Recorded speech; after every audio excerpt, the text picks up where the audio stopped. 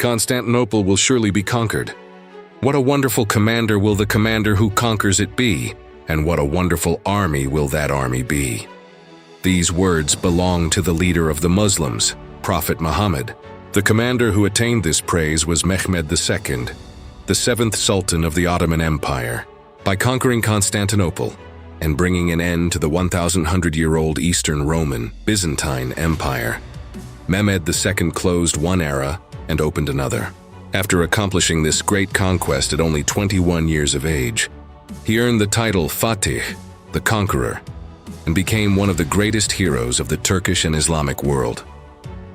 Mehmed II was born on March 30th, 1432, in Edirne, which was then the capital of the Ottoman Empire, as the fourth son of Sultan Mehmed II.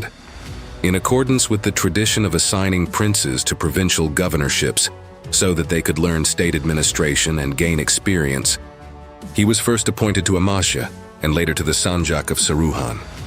From childhood onward, he received education in both Western and Eastern cultures, studied under the prominent scholars of his era, and continually improved himself. Besides Turkish, he spoke Greek, Arabic, Latin, Persian, and Hebrew well enough to translate them. He was also highly knowledgeable in mathematics and geometry. In 1444, when Mehmed II was only 12 years old, he became Sultan after his father, Sultan Mehmed II, voluntarily abdicated the throne. Mehmed II had withdrawn to Bursa after handing the throne to Mehmed II, grieving the sudden death of his eldest son, Alaeddin Ali Çelebi. Historians claim that the elderly and weary Mehmed II had grown tired of ruling and fell into a deep depression after the loss of his son. Seeing the accession of a child sultan to the Ottoman throne as an opportunity, the Hungarians formed a crusader alliance and invaded Ottoman territory, launching an attack at Varna. Faced with this situation, the young sultan, persuaded by his viziers, returned the throne to his father, Mehmed II. In the letter, Prince Mehmed wrote to persuade his father to return to the throne. The following words went down in history: "If you are the sultan, come and take your throne. But if I am the sultan, then I command you, come and lead the army." Thereupon, Mehmed II returned to the throne and won the Battle of Varna on November 9th, 1444. After Mehmed II resumed the throne, Prince Mehmed returned once again to Manisa. Following the death of Mehmed II, he ascended the throne for the second time in 1451, becoming sultan at the age of 19. Mehmed, despite his youth, possessed the maturity and genius to achieve great military and administrative successes. He immediately began preparations to capture Constantinople, the capital of the Byzantine Empire. Knowing that controlling the Bosphorus was essential, Mehmed II had the Rumeli fortress built directly opposite the Anatolian fortress, which had earlier been constructed by Bayezid Van, Yildirim Bayezid. He personally drew its plans. This prevented aid from reaching Byzantium through the Bosphorus. From that point onward, it became impossible to pass through the strait without Ottoman permission. At the same time, he commissioned the production of cannons of unprecedented number and size. He personally calculated their ballistic and structural strength. The cannon used during the siege, known at the time as the Bumbara, entered the history of world weaponry under the modern name of the mortar, thanks to the encouragement of Fatih Sultan Mehmed. After these preparations, the siege began on April 6th. The Byzantine emperor, through envoys, informed Sultan Mehmed II that if the siege were lifted, he would pay whatever amount of tribute the Sultan demanded and would cede all the lands up to the city walls to the Ottomans. However, for Mehmed II, whose greatest ideal since childhood had been to conquer Constantinople and attain the praise of the Prophet, his reply to the envoy was as follows: "Tell your master to abandon resistance and surrender the city. If he does so, we shall grant him dominion over the Morea. If he refuses, we shall enter the city by force.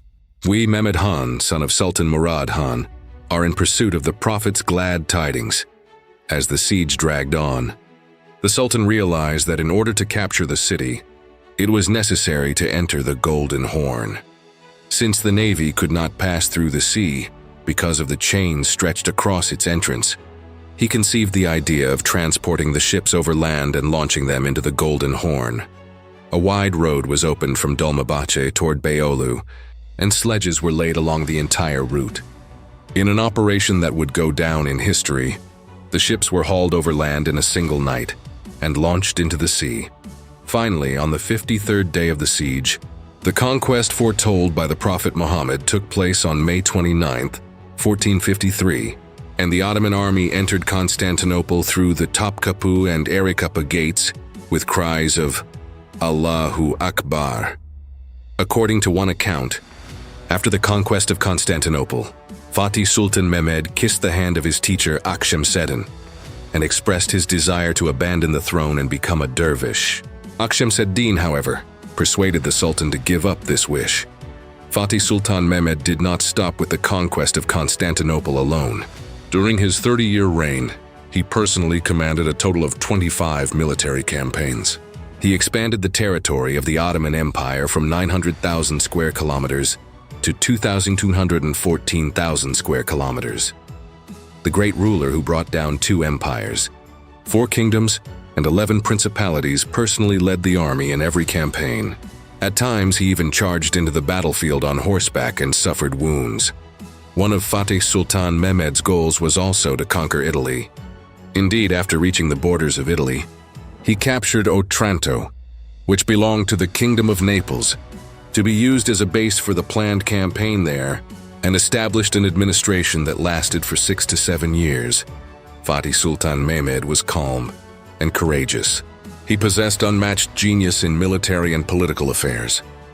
He never disclosed his military campaigns even to those closest to him, and paid great attention to keeping them secret. His famous saying was, "If I knew that a single hair of my beard knew my secret, I would pluck it out and throw it away." At the same time, he was very compassionate and tolerant. He never interfered with the religion or denomination of his non-Muslim subjects.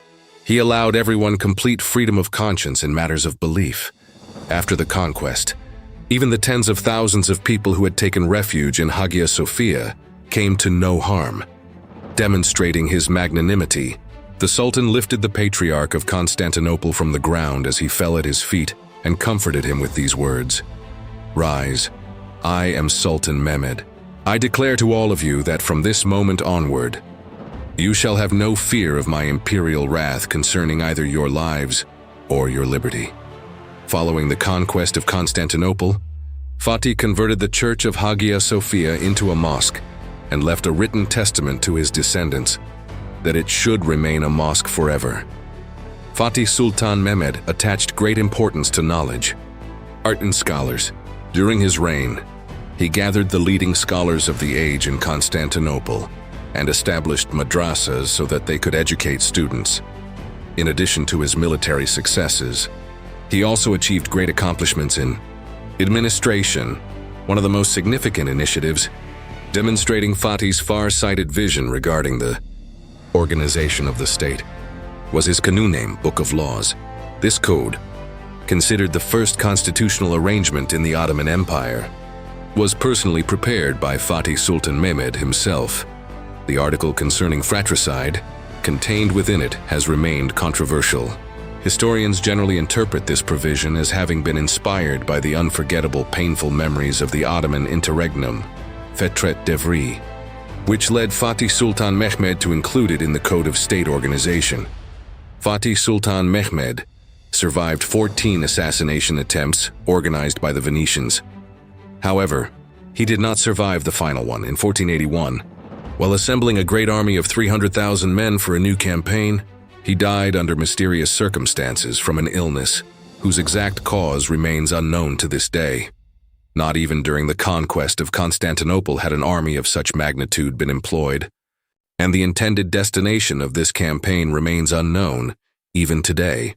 According to some sources, the most likely target of the expedition was Italy, and it is claimed that the Italians became aware of these plans and had Fatih Sultan Mehmed poisoned in order to prevent them.